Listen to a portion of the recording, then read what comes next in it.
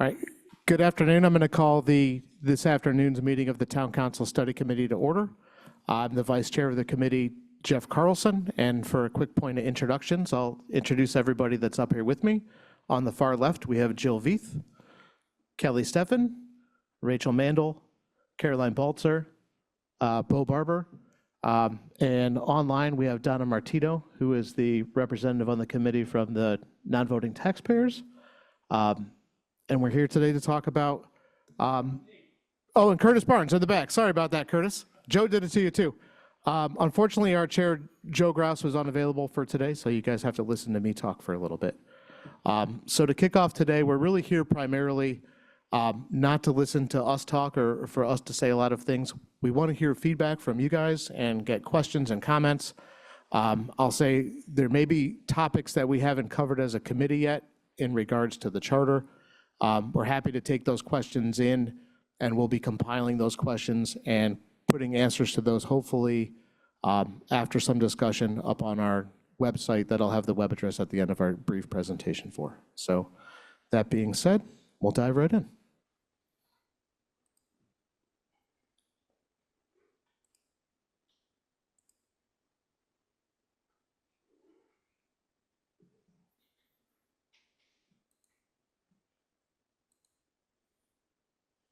All right, hopefully everyone can see that. So just today, we're going to do a little bit of a background on how this committee came together. We're going to talk a little bit about what forms of government are available to us as citizens in the Commonwealth, what our analysis kind of has been about what's going on with town meeting and the current structure of government, and then some of the discussion points that we've had in our process related to potential conversion to a town council, town manager form of government. So as a little part of background, this committee was originally formed through a citizen warrant article that Curtis Barnes filed at the 2023 annual town meeting.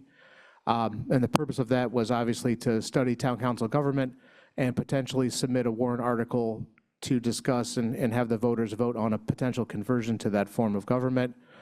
That passed that town meeting by voice vote, and it was moved forward. The select board then convened to kind of form the committee and take in applications, appointed the 9 of us that were here. And in doing so, they also requested that not only do we look specifically at town council form of government, but to broaden our scope a little bit. And also in doing so, kind of look at some of the other forms of government available to us, whether they're representative town meeting, our current system of open town meeting, council manager, or even something as far as council mayor. To do so, we also engaged the support from the Collins Center for Public Management through UMass Boston. They're a group out of UMass that is specifically focused on really how municipal governments work in the Commonwealth and provide great assistance, whether it's in charter writing, charter revisions, other legal services. But they've been with us the whole way to help guide us through and provide us kind of a nice work plan to step through and help us in decision-making and provide us lots of great information and background, not only about Nantucket, but other towns in the Commonwealth too. Earlier this year, we also, as a committee, decided to focus primarily after some of this analysis on creating a draft charter to look at town council with the initial goal of shooting for annual town meeting 2025. I think as we've gone through our work plan, and if anyone else on the committee wants to say differently, I think we're probably looking a little bit past that because we want to make sure that whatever we put forward is complete and thorough and well thought out, and not rush to make a deadline, but to make sure that we put the best piece of information forward to everyone that's there. And that's why we're here today, is to hear from you guys about some of the thoughts that we've had, to get a little bit more community input. Obviously, all of our meetings are public meetings, but it's always nice to sit down and get a little bit more of a hive mind around some of these things to get a better rounded opinion. So in Massachusetts, there are really 4 different kinds of government. Our open town meeting. This was a chart the Collins Center prepared for us, so you can kind of see that a majority of towns in Massachusetts still use this open town meeting form. It's important to note that if you're a town of less than 6,000 registered voters, you're required by state statute to only use open town meeting. It's the only form of government available to you, so there's a good percentage. And then obviously as populations increase a little bit by this chart, you can start to see representative town meeting comes in a bit, and then the two elected councils with either a town manager or a mayor come into place.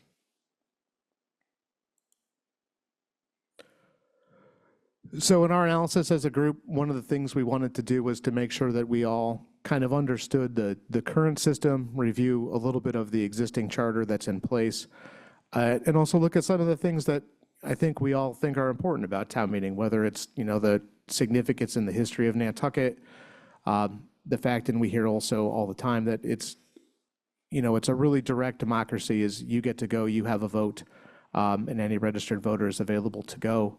And that those voters are the legislative branch of government on Nantucket. They are not replaced by someone.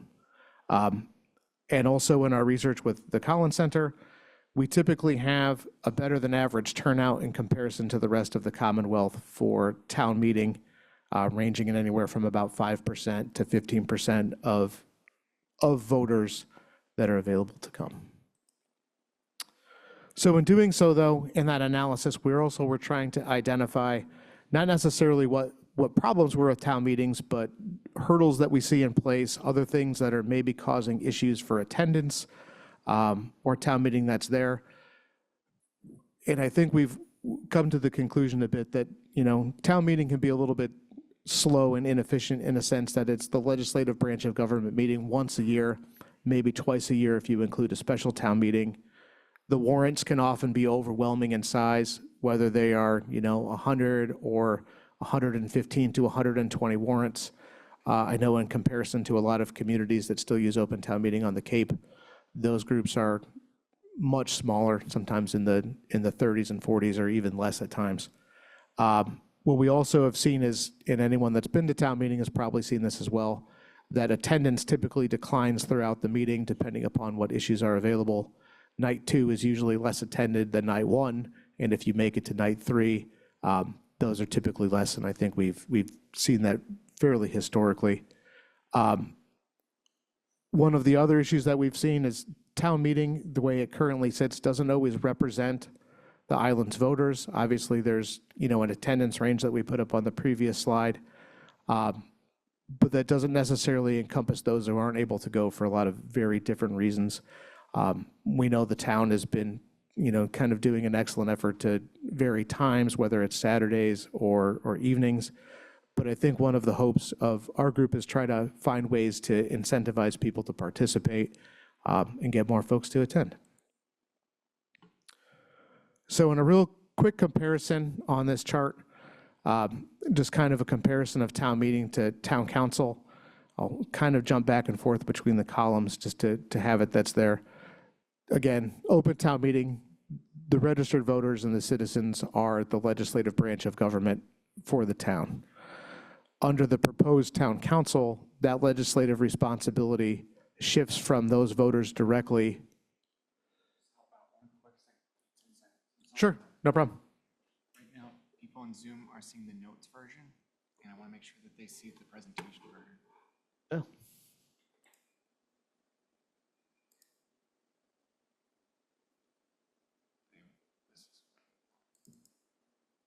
right, I'm so sorry. No worries.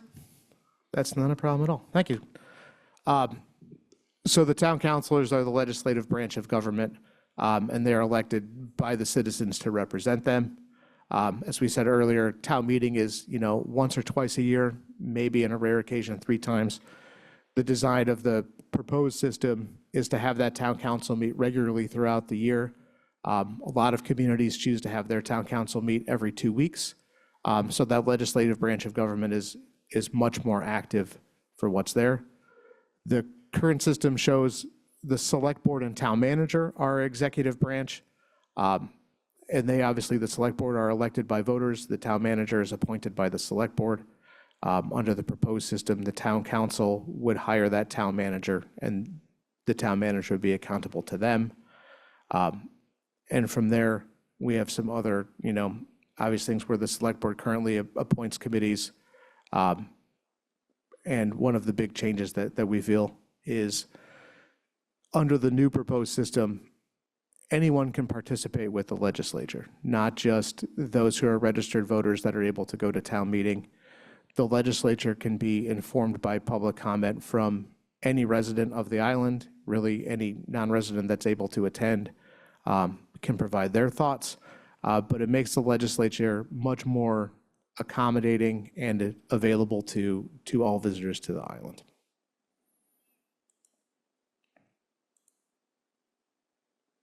So some of the advantages that we've also kind of discussed, obviously, we've just talked about how it's available throughout the year with the legislative branch meeting regularly. Hopefully with those folks being elected and committed, we can encourage folks to run that provide, an extreme professional service. They're knowledgeable, they're well-informed.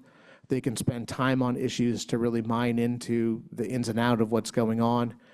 And instead of having a fixed decision point at annual town meeting, can really work to get things right over time and are meeting regularly enough to craft legislation that is effective and timely. It would be our hope that obviously all town councilors would represent all constituents and that the citizens would have access. We would hopefully encourage all councilors to have things like office hours or be available for citizens to talk to.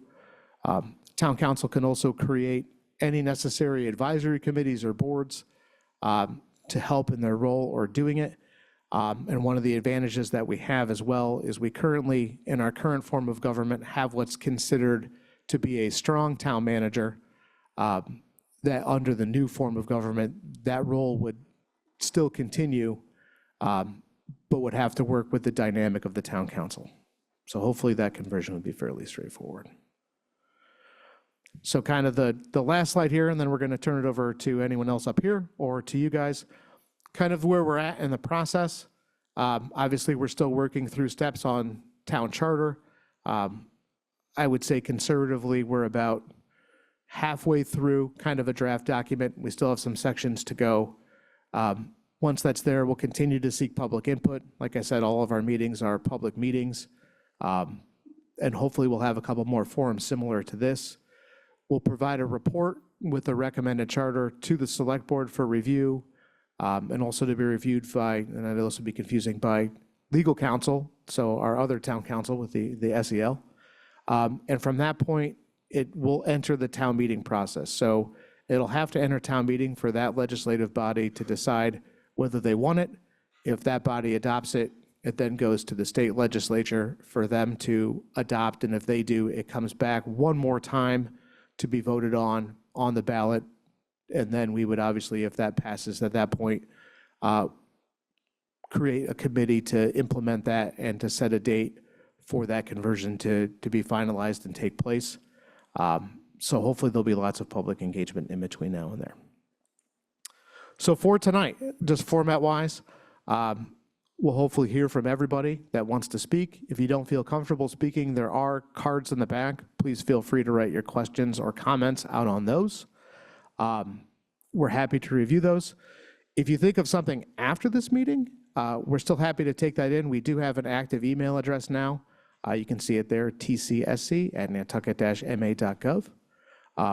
Any questions tonight or things that we're not able to provide information to, we will be posting on some FAQs on the webpage that's listed below. And again, we do meet pretty close to every other week on Wednesdays. We will hopefully continue that schedule. Those are obviously public meetings. If you want to catch up, all of those are available on the Town of Nantucket YouTube channel to watch and review. But we'd love to have people come and participate as well. So with that, thank you guys all for coming. It's wonderful that we've had this many people come out. And I'll turn it over to anyone else on the committee that wants to add anything. Fair enough. And with that, we'll kick off. So since her hand is up first, I'll turn the floor over to Mary Longacre. Thank you, Jeff, and thank you to all the committee members for the work that you're doing. I apologize that I have not attended your meetings, but I would like a little bit more clarification on what happens to the committees that stand now. and I see that in two categories, those that are appointed specifically as advisory to the select board, and if the select board no longer exists, what happens to that committee? And those that are more generally required. Can you say what would happen to them through the transition? Would they be dissolved and then only reformed at the pleasure of the town council? And then a second question of a similar vein, does the town manager position that we have now carry forward into the new structure, or would it also need to be recast in some fashion? Someone want to take that? Me too. All right, go for it, Bill. All right, thank you for your comments. So the elected positions as of now would stay the same. Appointed, however, we chose to address that issue by saying there are some boards that are going to be legislative and some boards that are going to be executive. And each institution, each body will choose to appoint who they want for the board that they're going to form.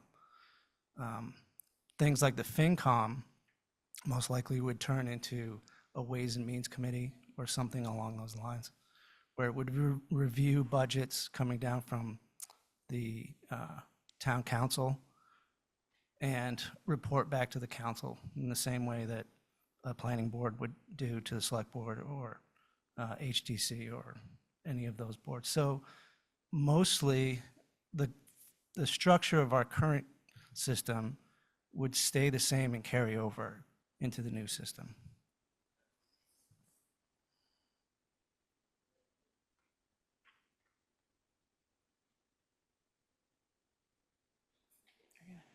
Yeah, the only thing I would add to that is that it's really some of the point of going to a town council is that they get to decide a lot of those things.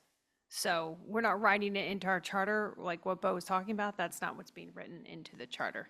That's actually, something that we think that a town council following on an existing select board would probably want to evolve into how they want to run things. And so it'd be up to them to determine what committees they need and don't need, except for the ones that are specific in our charter.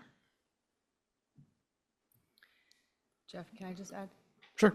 So Jeff also mentioned that after, if it does get approved, if it goes through, if it goes past the election, and this is the process that goes forward, there is a committee that would get together. I guess they normally call them like a charter commission of some sort or some similar name, but that also is what helps set up, I guess, what I would refer to as like a crosswalk or some kind of transition plan.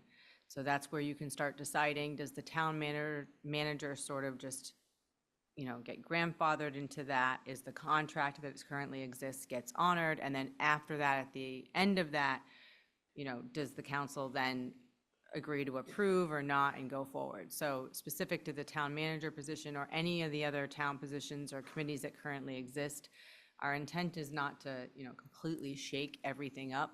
Our intent is to try to kind of crosswalk things and not really change a lot of the structure. It's mostly working around where the legislative body exists right now. Most of the advisory committees will continue to exist. It might just change who they appoint to. So there might be an advisory committee to the select board right now that would now probably be more towards the town manager, but the council still has a say in that. And even if the town manager appoints them now, the council can still have a say in that and veto that. So there's a lot of things that happen in that crosswalk that there's a good checks and balances between the two. Hopefully I didn't confuse people more. I'm responding to the question about the town manager role in particular. And we had thought of the new town manager role as being quite similar to the one that we have now, but we've also talked about the prospect of adding an electing a president of the town council, so that there would be, that would be in addition to the town manager, but it's just something to mention.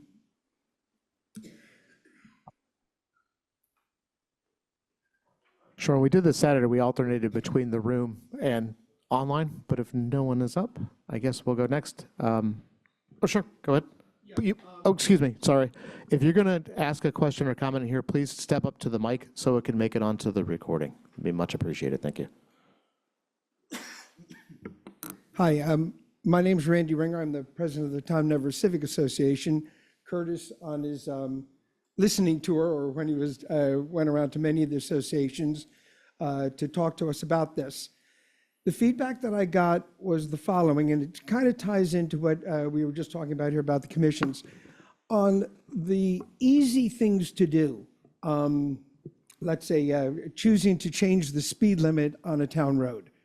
Everybody understood how it would be much more efficient to have a town council where you wouldn't have to go to a town meeting to do that. But on large hot button issues, say short-term rentals, we understand that citizens could go before the town council to express their opinions, but at the end of the day, the town council could do anything that they wanted to do. We were curious about what is the mechanism for if there's a popular outcry of one way, but the town council's feeling to go another way. What is the mechanism for making sure that the popular will is followed? Sure. I guess I'll tackle that one. I answered this one on Saturday too. So there's a number of mechanisms to deal with that. We actually just started talking about citizen participation at our last meeting, and we'll actually be on that, not at this next coming meeting, but the one after that, probably from our work plan. But the items we've discussed, obviously, at one point, the greatest mechanism is not reelecting someone if you feel like they're not doing a good job. But in the short term, we're really looking at kind of four major ways for citizen participation to take place. One of them is to request an action from the council, just to say we'd like a discussion item on the agenda to be discussed and brought into the public. There's kind of a ramped up version of that where you can petition the council to take a specific action. I kind of equate that to what our citizen warrant article process is now, where you could submit something to do something. I know that doesn't address your question. I think these last two will. The third item that we're discussing is having a referendum option. So if the council makes a decision where it's not popular, right, and the will of the public doesn't really feel like it's being met, that the citizens still have the ability to file essentially an appeal on that decision. And in doing so, there's a couple of outcomes. Some can be, a reconsideration. Some can even be, requiring that action to be brought forward at the next town election for popular vote, and then replacing the council's decision with the result of that popular vote. And then the fourth option that's kind of being discussed as far as, citizen rights is also the ability to recall and remove counselors from the council through a mechanism that's there. All of those are generally initiated, again, very similar to how they are now with citizen petition, where you create the action that you want, you collect a designated amount of signatures, and then you file that with the clerk, and then that action, if verified, can be taken. I'll fully confess we haven't really gone through that in detail yet to talk about how many signatures should be required or the little nuances that would go with it to work on Nantucket. But I think at least the group is looking into those and making sure that all of those choices for citizen participation are available to make sure that there's a check and balance on the council as well. Yeah. So in addition to referendum and recall, as Jeff just outlined, there's also an interesting thing that Barnstable does, which is they hold a town meeting, which they call a town meeting. And it's basically a forum where you can gather the whole town and they can discuss with town council any issue. So you can call a town meeting, basically. But yeah, beyond that. Okay, and a follow-up to what I believe was Mary was talking about earlier. So let's say on short-term rentals, is that something that today would be dealt with, let's say it had passed, through the planning and zoning board or through another board within town? The question is that if town council decided to do something, say, in short-term rentals, are they doing it in an absence? Are they doing it, or is there another group that is informing them how it should be dealt with?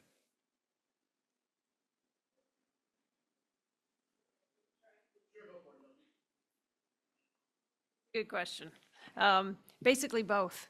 So the town council, as Jeff laid out, would be the legislative body. So if you need something to pass in zoning, they have to be the ones to pass it. But we would still have a planning board, and they would probably go have a hearing with the planning board first and make recommendations to the planning board, or they'd make their appeal to the planning board. And then that would move forward to a town council. So it would come from the planning board, would make the recommendation to the town council, and only then would they vote on it? Or could they do it just in an absence of having any input from somebody else? They can do it in absence of anyone else, actually.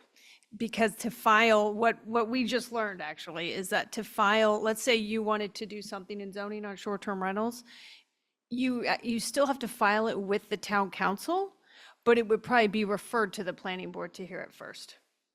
But do they have to do that? You know, the answer that I think we heard the other day is no, they don't. But that's how things typically have worked in the past, is that you get a recommendation from them. But the planning board is not the legislative body on zoning. Okay, thank you. Yeah, I have something to add too. I think one of just watching Barnstable operate, because they went to the system not too long ago, is the close working relationship they have between the executive and the legislation. And so things that are complicated would be discussed in the same room amongst the people. And things like the ability to regulate various pieces of legislation, the questions would be directed or directly contested there. And I think you'll get more dialogue with this new system, just because you'll have the main stakeholders in the conversation, so to speak. I'm going to add something quickly too. I think it's also one of the nice features is if there is a specific issue that comes up, the council still has the ability to create work groups and committees to say, we want legislation crafted on this specific issue. Please work on it, bring it back, and then they can set up their own process for discussion before decision making. They can obviously then also ask, the town manager and staff to review as well. And they can provide all of that input because they still have that ability to do that. They're not required to be the sole crafters of legislation. They can have very topic-specific groups. They can have advisory groups still that come back and refer to them. It's very, again, similar to what we see at like a state or federal level where I feel like there's an endless amount of committees at those levels, but committees to work on those things or work groups to develop those. Sure, Jill? And just one more thing, there's actually a timeline on those. So if you submit something, which I think is good, then they have to turn things around with certain amounts of time. And we're still learning exactly what that is, but it's about 60 days. So if you filed something in zoning, they have to respond to you. Hi, Will Kreider, resident here. Thank you guys for doing all this. I was a little skeptical, but a lot of this is persuasive, and I'm hopeful it'll be persuasive to town next year. Anticipating having to go before the town, I think a likely force of resistance is going to be people reluctant to disenfranchise themselves, basically, in favor of a legislative council. And specifically, the fact that the meetings that'll be held by the legislative authority will be open to non-year-round residents, which you said was a major concern of yours to include. Can you speak more to why you decided to include that and how you can reassure year-round residents that they'll still have basically more input than non-year-round residents.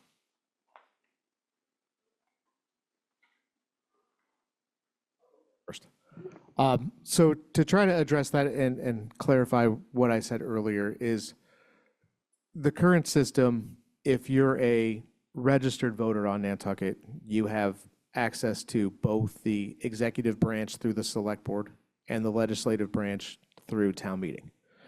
If you are a non-registered voter on Nantucket, so you could be a year-round resident here and not be a voter. You could be a seasonal resident and not be a registered voter here. You currently only have access to really to the executive branch of government. You can't participate in annual town meeting. And I think we know with the population on Nantucket and looking at kind of the most current census is we have about 10,000 registered voters and we have about 18 to 20,000 on the books year-round residents that are here. So there's about a 50% difference that's there, like I said, on the books. And I think the difference where your registered voter still has more is they're still the ones that are electing the counselors, right? So they have a say. They're the ones that can still, file a referendum on what's going on. They can be that check and balance, and that's, something that if you're a resident non-voter, you don't have access to. So there's still, obviously certain advantages as a registered voter on Nantucket that you have as far as participation goes. But I think the hopes are in a system like this, there's an ability to approach both branches of the government if you live here and you live here year round. You may not be a voter for a lot of different reasons. But the issues that impact us, things that happen, with our roads and our schools and our water quality and things impact you too, not just voters, and to give those people an outlet to voice those concerns and be addressed, but still have a check and balance from the voters, I think is something that we felt was important. Thank you. I think as long as you convey clearly, especially the fact that you'll only be able to elect the legislative body if you live here, I think will be reassuring. One follow-up, at the beginning you showed a list of potential forms of government, and one was a representative town meeting. Why did you not choose that, or what is that as an alternative?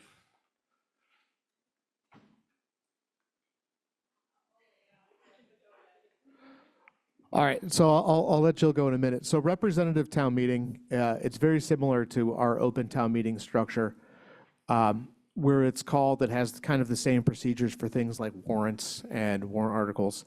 The major difference for representative town meeting is the citizens and the registered voters of the town would be electing however many representatives are designated. So in a lot of communities, you see 100 to 200, sometimes they're a little bit more, get elected to participate in those representative town meeting processes.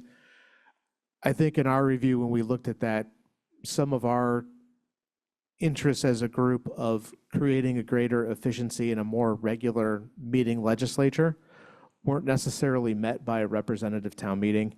Our work with the Collins Center too, we haven't seen any new representative town meetings in the Commonwealth in quite some time. It's kind of a form of government that a lot of people look towards, that council manager or mayor council, if they're going to move on and meet the population criteria for moving out of open town meeting. But it is something we considered and we talked about quite a bit. There's still kind of that direct participation, but instead of vesting that legislative responsibility with a smaller group, you're vesting it with a larger group and not creating some of those same efficiencies. I don't know if anyone wants to add on to that.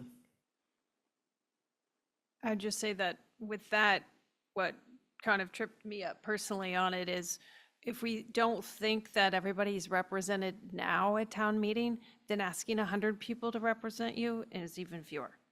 So I think that just didn't, and also the timeline still isn't good. It's still, they're going to meet once a year or maybe twice a year, but that isn't helping on kind of moving things forward. as opposed to what I said earlier about if you have a citizens warrant article, if you have a zoning article, you have a concern, you want to do something, they have to respond to you in 60 days.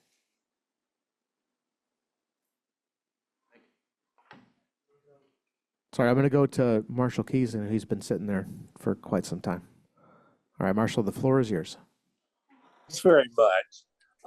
My name is Marshall Keys. I live at 24 North Liberty Street in Nantucket. Get my mail in Nantucket, and I happen at the moment to be in Brookline. And I've been here a lot over the past year and a half because I've had serious medical problems that can't be treated in Nantucket or on the Cape. One of the things that I've heard about the new form of government is that it is more efficient and more open.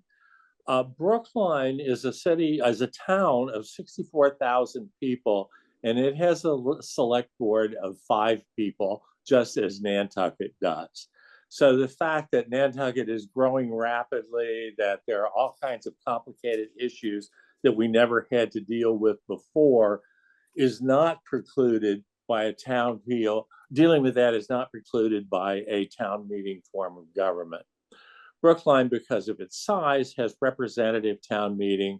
My daughter and son-in-law were members of representative town meeting in Milton and were active in various committees, partly because they didn't have kids, so they could head all the big committees. And I would urge you to go back and take another more informed look at the idea of representative town meeting.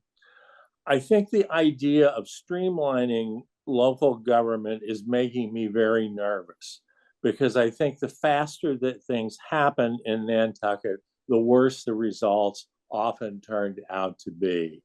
Some of you have been around long enough to remember that when the Westmore property came open, members of the select board were hot and heavy about buying that property to turn it into housing for town employees.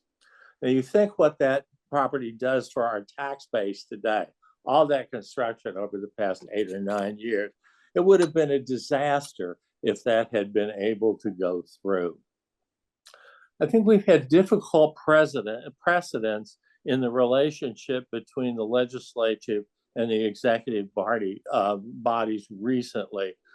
I'm extremely disturbed that the town voted an appropriation to investigate the African Meeting House issue, and nothing has been done about it, at least as recently as today's Anki.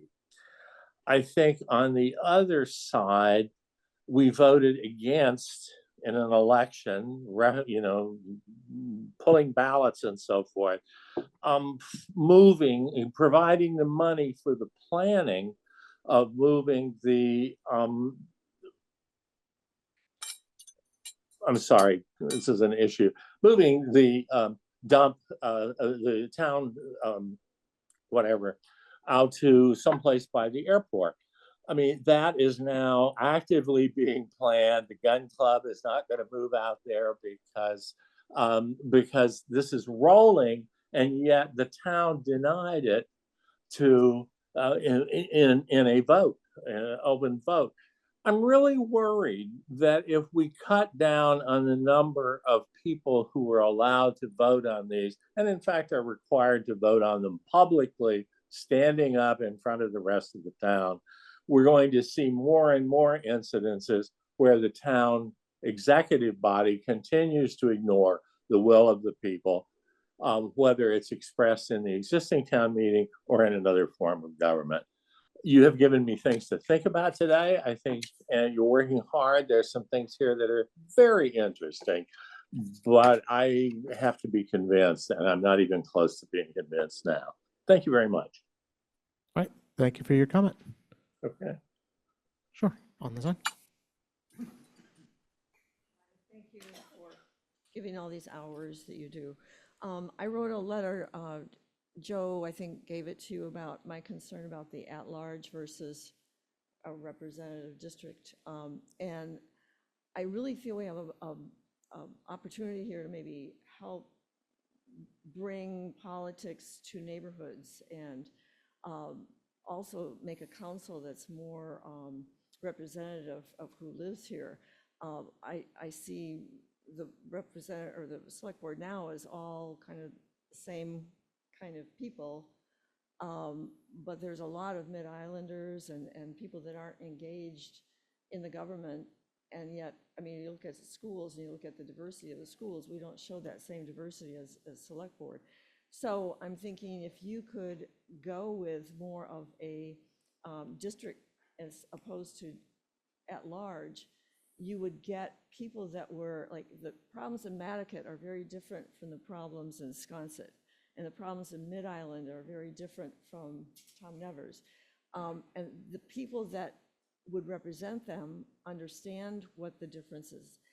I'm probably wrong on this, but it seems to me right now we elect select board by what they are thinking, and then people vote for the people, the select board person that they think is thinking like they think. Well, I would like it to be representatives who are listening to the constituents in their area, in their district, know what the problems are, and will speak to those problems, as opposed to an at-large representative who, I guess, go by their own agenda, because I don't see any of the select board sending out surveys, or I don't know, how they know what the constituents want, but there's certainly a lack of energy and interest in the government in a grassroots way. And I think this is an opportunity to maybe enhance that element by going to a district type makeup of representatives.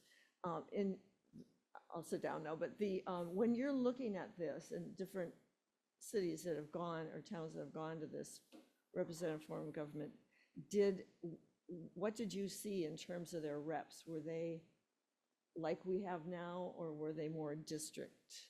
Do you have, I mean, I'm sure you've done research on the towns that moved over to this form of government.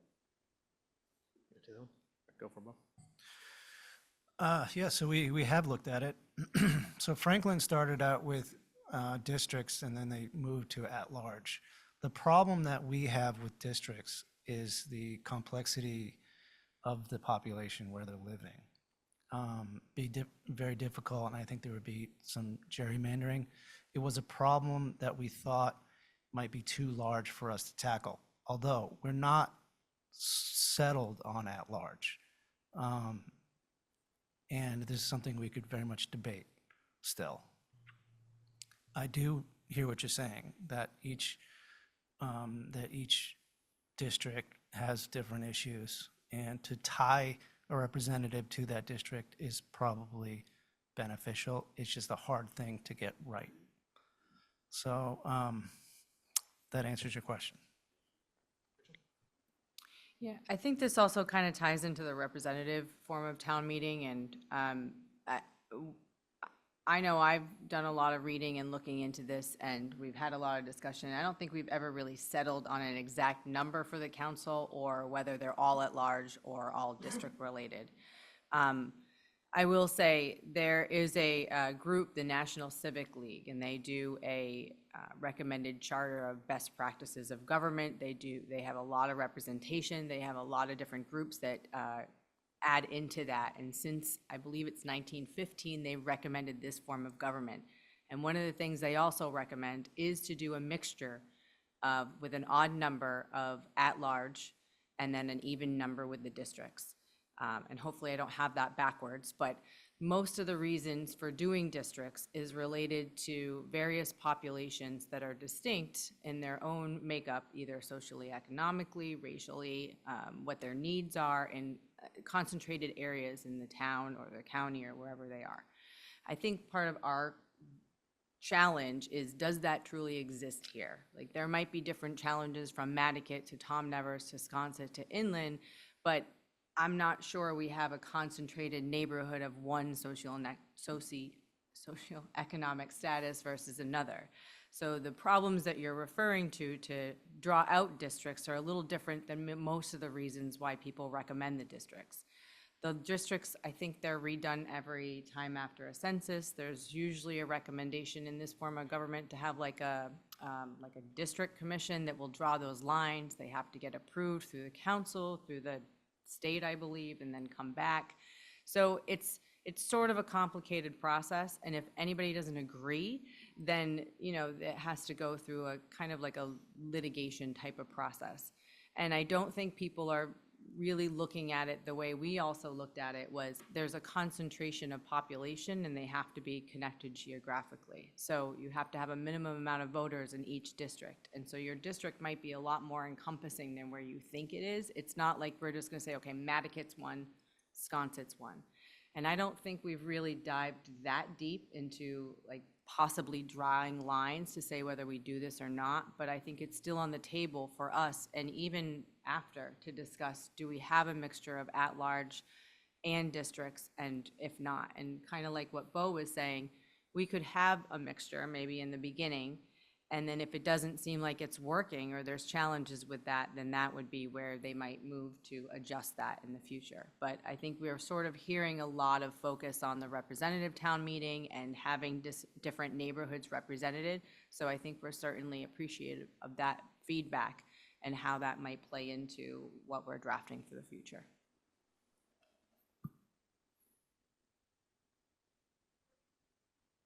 We're going to head back online, and Maureen Phillips, the floor is yours.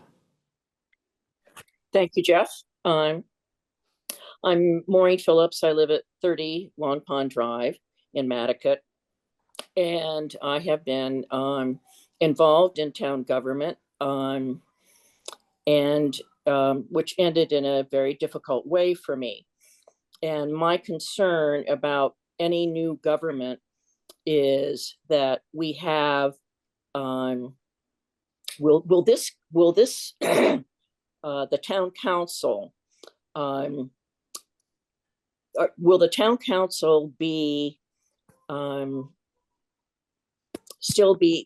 they still be hiring the town manager or whatever the new person's name is? I've always had a concern that we don't really have checks and balances the way we're set up now. The select board has nearly all the power, and it's very hard for groups that, such as, well, we had just to be frank, there have been some real controversies between the Conservation Commission, where I served, and the Select Board. And over a period of time, the Select Board chose to remove people with lots of experience and or qualifications and replace them with people who in most cases had less than that. And the net result of that was to have a Conservation Commission that was much less prepared and educated and knowledgeable. But there isn't really, right now, we don't really have any way of dealing with that other than, changing members of the select board, which is obviously that's something that takes a long time to change over. So is there going to be, what I can't see in any of this is, are really going to be any checks and balances? And also, is the town manager going to be independent of the town council in any way? Right now, obviously the select board hires that person. They, the town manager seems to me to be someone who must simply execute what the select board wants them to do.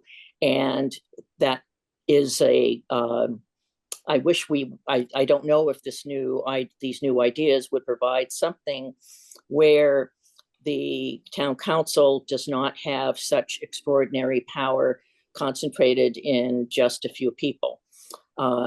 So that's really my concern, because I think it's very hard to change things with any speed, and I'm hoping that what you're proposing will help do that. But I'd really like to know about the relationship between whatever the town managers is going to be called and the town council. Thanks.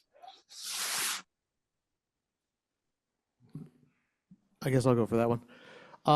So the short answer to that is, I think the intent is to try to make sure that there are plenty of checks and balances. So in regards to the relationship of the town manager in the proposed system to the council, is the council would hire that town manager. So they put that town manager under contract to work, and then that town manager is essentially the head of the executive branch of government here, responsible for managing, not only implementing the legislation of the town, but executing the day-to-day operations of the town. They obviously would have to work pretty closely hand in hand, but there are very specific, powers outlined throughout the charter that each of those branches gets to do. And then it's, obviously, the voters' responsibility to some degree to ensure that stays in place through the powers granted to the citizenry. Related to boards directly, a lot of the boards, and Bo mentioned this earlier, are executive boards. So boards that are appointed now would be appointed through the executive branch, so it would be appointed through the town manager. And the balance that we've put to that in the proposed charter is that any of those appointments are subject to approval by the council. So if there's something that people think are, not on the up and up, they can certainly talk to their counselors and say, hey, we don't feel that this slate of appointments is appropriate. And then if the council decides that it doesn't have to be, it's obviously not in mass. If there are specific ones that are in question, they could be pulled separate and said, we need explanations for why this is the case, or they'll be rejected and we'll have to try to get to fill those seats to try to create a system with some check and balance to it. Hopefully that answers your question. Anyone want to add anything? Bo? So if you don't want any shenanigans in the process, then you go to elected. And then the voter base is basically responsible for politicking or politics. And I think that's how we circumvent this problem. What did we do about Concom? Okay. So could we change it? I suppose, if there was public outcry enough, but we left it as it is. May I just follow up for a second? Sure. Jeff, thank you. The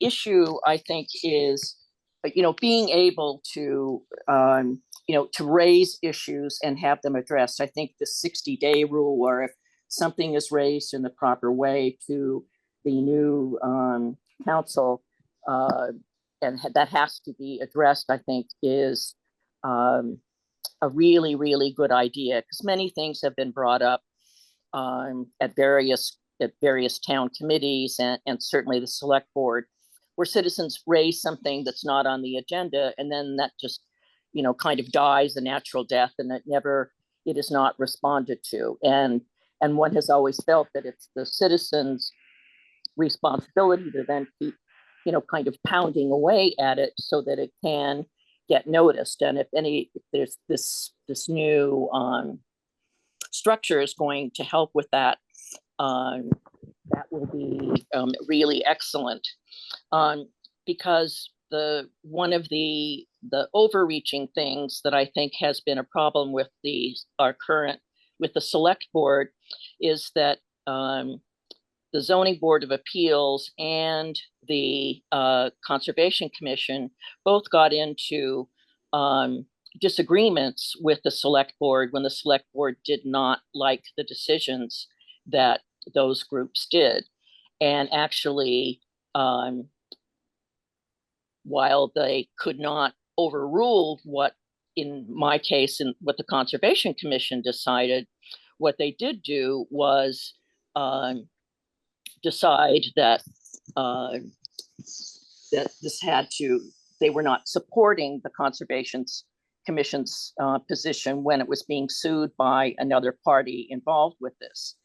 And then there was a long, terrible part of trying to get outside getting independent counsel, because really, I don't know that people had ever thought that there would be a shift, if you will, between the select board, you know, allowing the, in this case, the Conservation Commission, you know, to make its own decisions, and that, which were then actually, a lawsuit had to be filed, lots of costs, lots of wasted time, and it all wound up, the court decided that what the Conservation Commission had done was in fact okay. But then, I mean, but if you go back, town meeting several years ago had actually passed a bylaw which said that this was about the Wisconsin erosion control issues. And we passed a bylaw saying that any future erosion control matters that would involve the land in Wisconsin essentially would have to be approved by town meeting. So, but that hasn't been done yet. And instead the town has decided to go forward with very expensive plans using outside consultants, all of which is dependent upon that eventually being approved at town meeting. And so the cart is well away before the horse. And this whole situation is one which our current structure really doesn't give us much chance to deal with. And so I hope very much that, again, what you're putting together will prevent the town council having the kind of overweening power that it has had, both with the Concom and with the Zoning Board of Appeals, where they don't want to support what those boards did, and so they just walk away from supporting them in a lawsuit or what happens. And that's something that I want to make sure that we don't have that ability for the town council to undo a decision by by another commission, which is supposed to be independent of anything other than the select board being able to appoint them. So I guess I don't really need an answer to that part, but it's something I have found very appalling in our town government, and it makes me very concerned about how we do this now, because I guess it sounds like we're still going to have an executive which is appointed by the legislature, and there's I still don't know how you're going to have real checks and balances with that. But I think these are all issues that need to be looked at and see how will that be dealt with in this new regime, and to make sure that power isn't just concentrated in a very few people, and where the turnover in those offices is, takes a fair amount of time to get a real change in the numbers when there's so few. So, right. Thank you. Thank you, Maureen. All right, anyone in the room, or I'll go to the next online. All right. Give me 1 second, Peter, and I'll be to you. All right. Peter Hale, hopefully I said your last name correctly. I'm Peter Halley. I'm a summer resident. I've been a summer resident for about 15 years. And I have one question and a couple of observations. The question is a simple one. When will the study committee release a draft of the charter that it is planning, or that it may recommend for adoption? It seems that a lot of these questions today could be answered by a draft of the charter. And so that's my question. When is that plan to be done? I know the website has a series of links that tell you to go to someplace for a draft charter, but it's not there, at least not for my abilities to surf through the town's website. So I'd appreciate, some idea or some answer. Maybe it is just that it's already there and look in the following place. The observations are the following. Number one is to non-voting taxpayers and a voice. It may not be apparent to the people who've commented so far that there is a right of comment by the non-voting taxpayers in the current bylaws, and that right has been honored at past town meetings. I've spoken at past town meetings, and some of my colleagues who are on the advisory committee of non-voting taxpayers have also spoken at past town meetings. And that is basically that the chair of that advisory committee or others on the committee may address the meeting, and the moderator controls that. And we've done it, and it's been, I think, of value to the meetings. But leaving that aside, the other observation is what I would say is a general sort of confusion that arises from the questions and some of the answers tonight as to the powers of the powers and role of the town council versus the power and role of the executive branch. And there was a very good question about, for example, will the planning board continue to exist, and how will it act, and so on and so forth.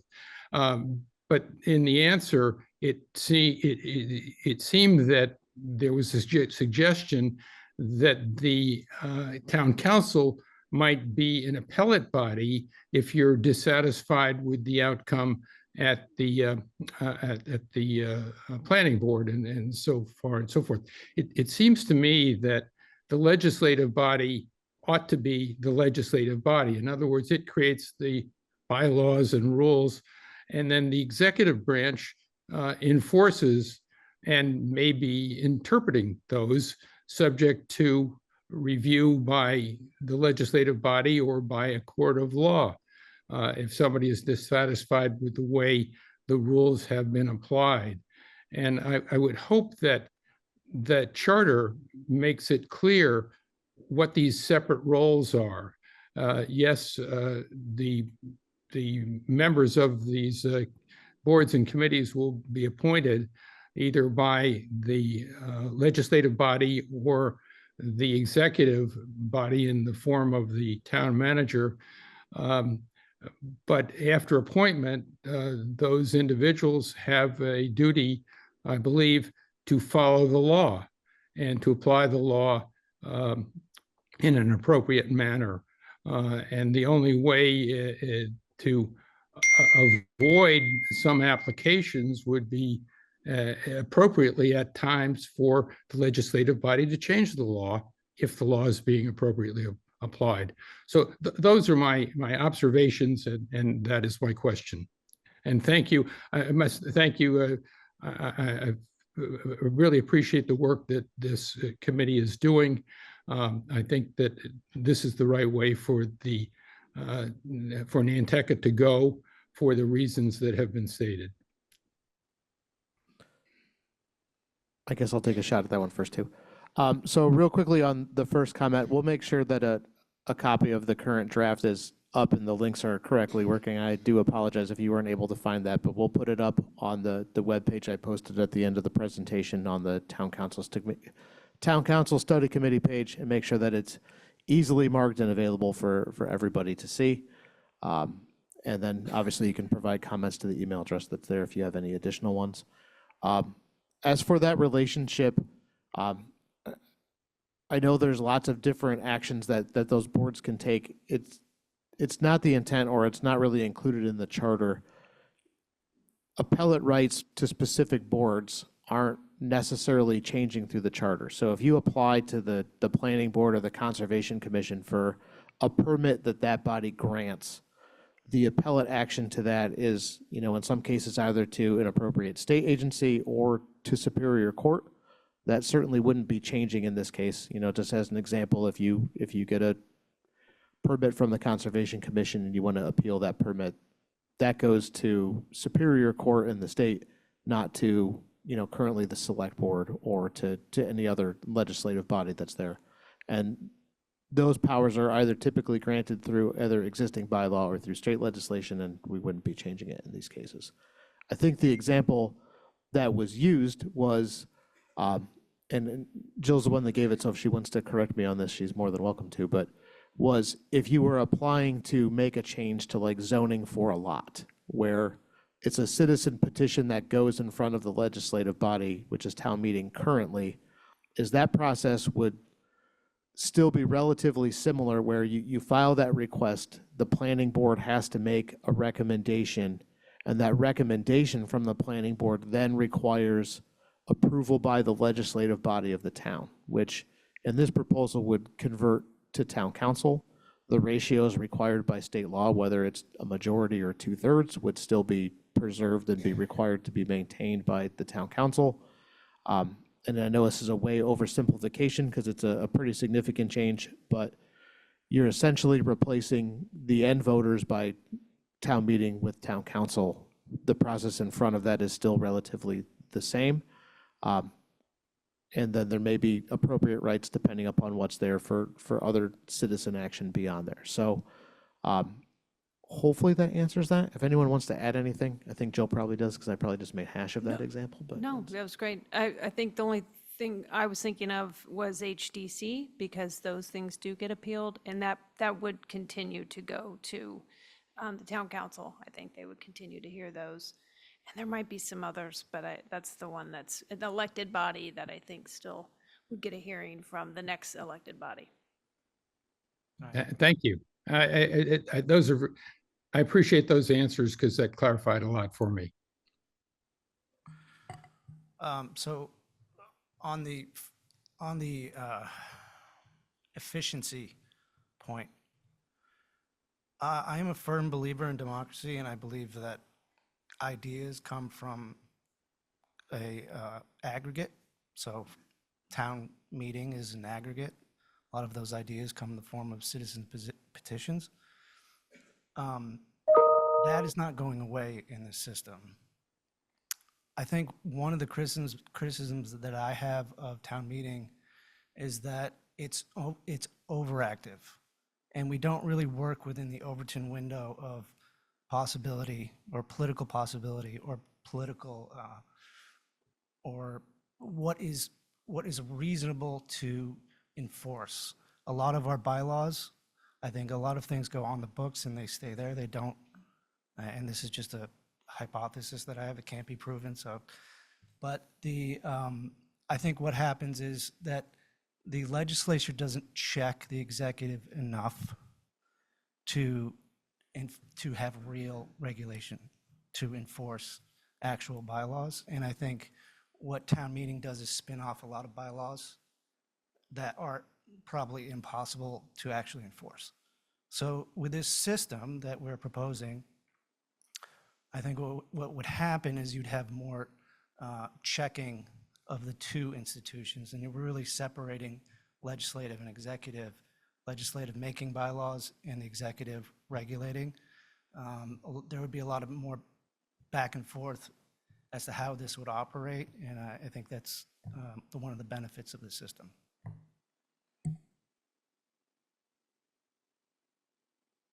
all right, I'll go. Anyone else in the room? Also, all right, go ahead, Randy. Yeah, I think we've heard a lot of concern about checks and balances, and I like the idea of a referendum. I just don't know how that would be practical. Every time that something came up that a citizens group wasn't happy about, oh, let's have a referendum. Well, it's an extraordinarily expensive thing to do, to have a vote. I don't know how that would work. I liked it when you said it, and then I started thinking about it and was wondering about its practical application. Maybe you could address how a referendum would work? So I'll try my best, but again, this is a section that we've just started to kind of kick off with the Collins Center.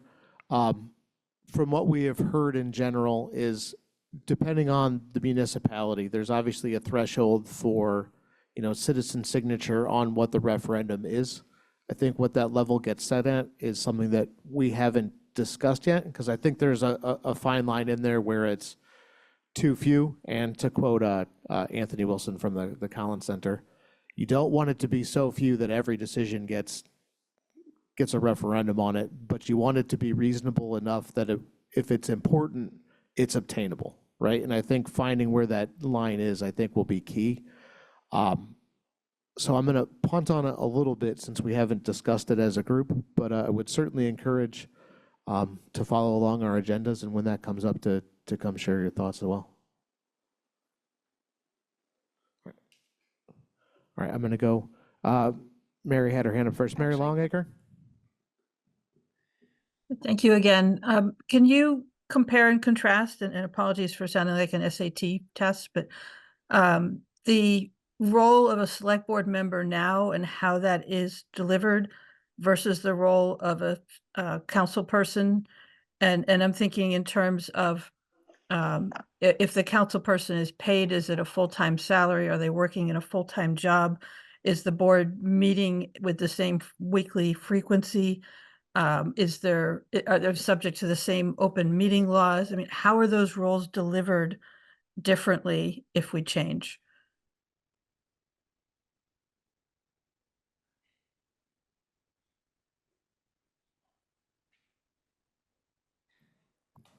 Well, I can say one thing is, we've talked a little bit about compensation and, we don't want to call it a full-time job. I think we've heard, especially from Tom as our select board representative, as well as, some of our own experiences with the town, that even our select board meetings and our warrants are so large that it ends up being, a full-time hourly type of thing, but it's not going to be considered a 40-hour, you're in an office Monday through Friday and you're making, 6 figures.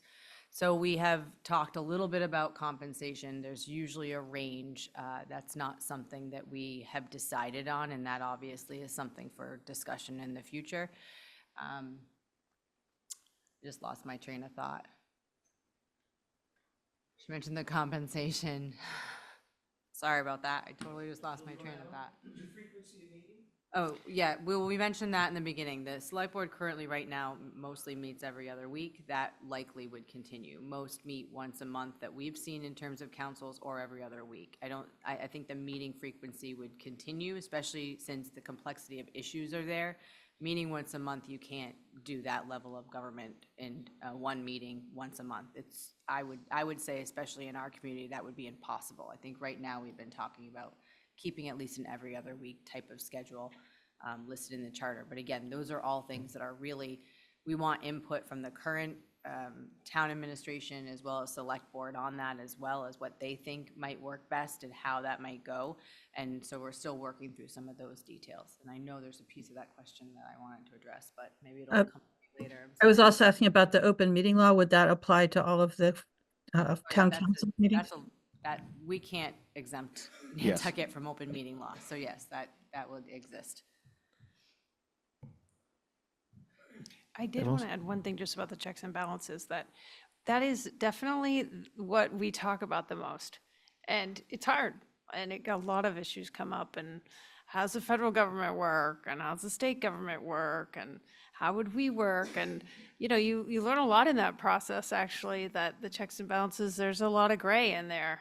And a lot of that will depend on the voters and who you elect. And that will really come down to you. Do you want a strong council? Do you want a strong manager? Do you want a council kind of like what you have now to be a little more like the select board? I mean, that's just going to come down to the candidates and who runs and who you vote for. So that's some of the issue that's hard. We can put a lot of words into it, but it really comes down to that. I think for this system to work properly, we need to foster and grow our political class. And I think by making a market, by paying them, and I think we can reasonably agree it's maybe a 20-hour-a-week job to hear out their constituents and to be part of the process. I think we need to grow our political class so that you have more choice and that there's a reasonable competition amongst them for ideology. And I think that that would be another benefit of this system if we do pay them. All right. I'll say, just to follow up on that, that I think it's an interesting question for all of us to consider. How can we create a system that would promote more interest in involving people involving themselves in the government so that we did have more of a choice? And what are some of the things in the culture, in the way that we set up this structure, that would help to promote that? So it's an open question for all of us and you. All right, Joe Grouse on the screen. Hi, everybody. First of all, thank you to all the folks who did attend and participate, both in person and Zoom. I've been watching the meeting, and there's been some terrific questions and great comments.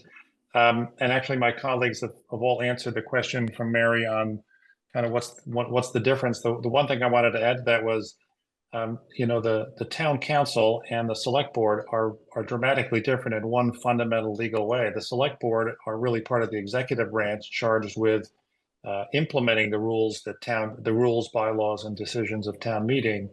The town council, however many get named or elected rather to that body, they are the legislative branch, and so they're really exercising authority to make decisions on laws, zoning decisions, and so on, that the select board just doesn't do. So I just wanted to add that little postscript to all the good answers that my colleagues have made on that question. Thanks, Jeff. Awesome. Thanks, Joe. All right. Anyone in the room? All right. Maureen? I don't know if you had another comment or if your hand was still up, but Maureen, the floor is yours.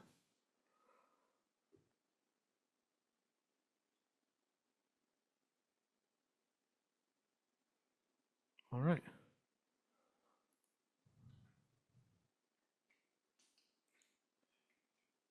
All right. Anyone else in the room? Sure, Meg.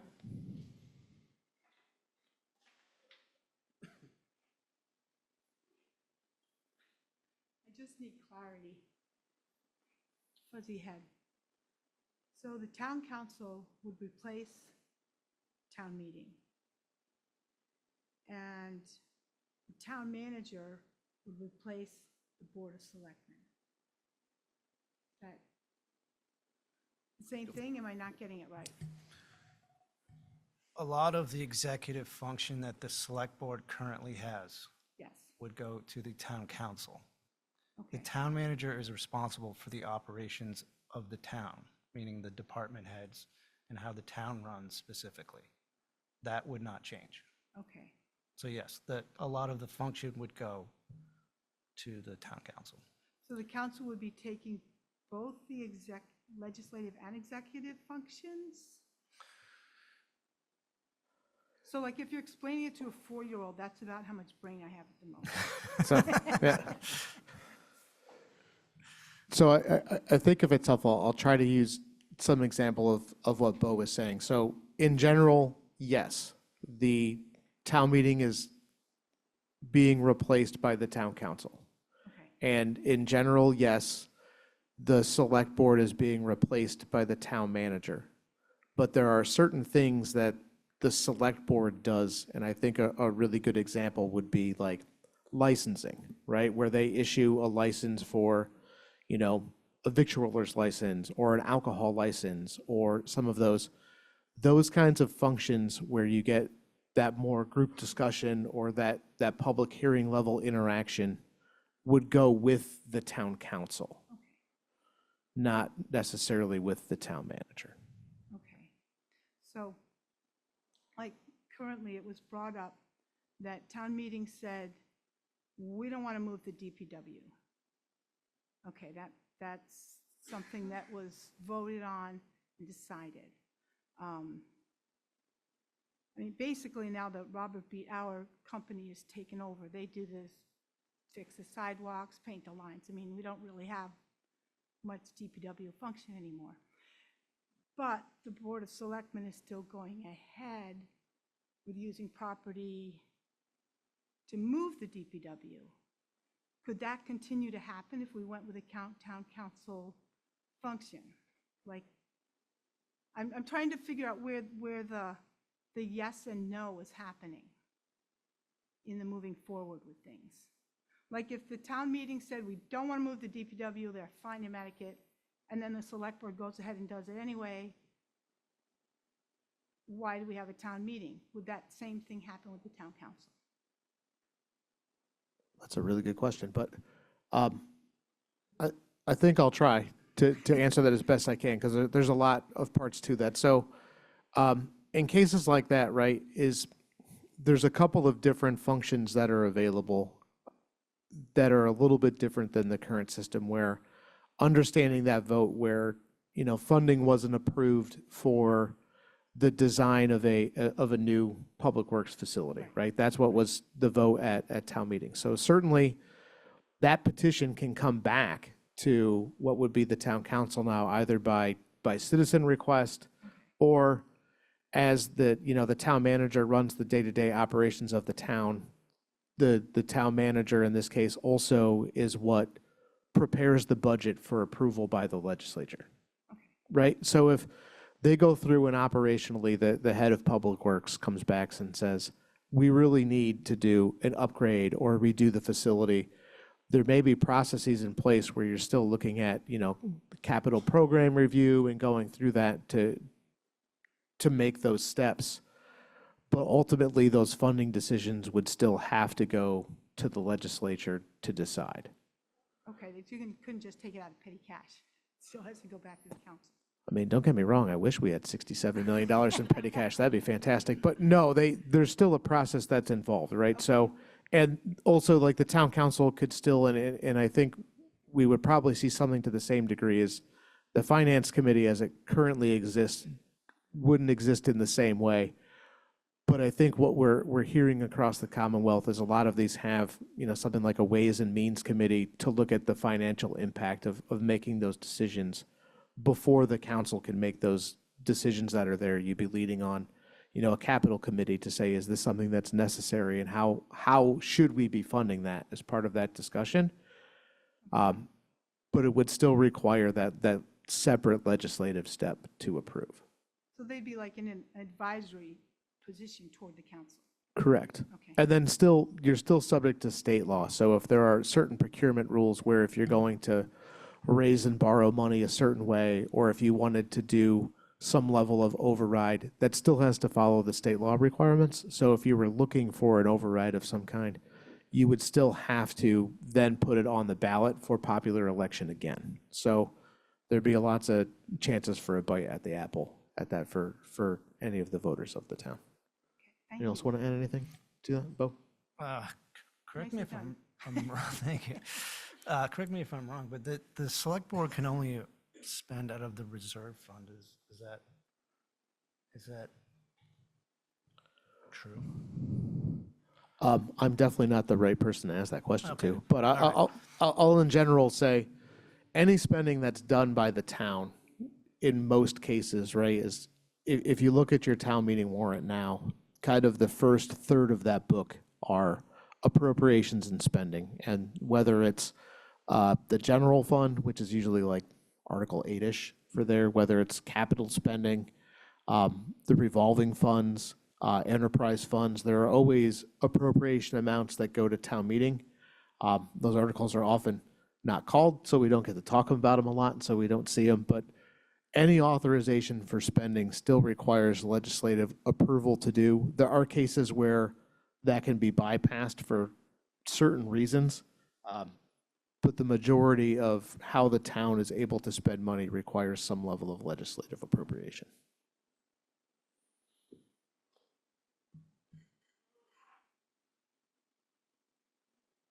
Anyone else?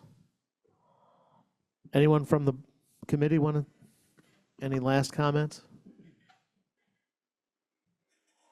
All right. Well, I guess thank you guys all for coming. These are really great comments. Again, please feel free with other comments to email us, come to our meetings, stop one of us in the streets. You know, we're obviously here trying to do the best we can for public interest. But we appreciate you coming out on this Thursday night. And thanks for coming. And I guess I'll entertain a motion to adjourn from one of the committee members. All right. Second. Second from Jill. Aye. All in favor? Thanks. Nice to see Aye. you. We are adjourned.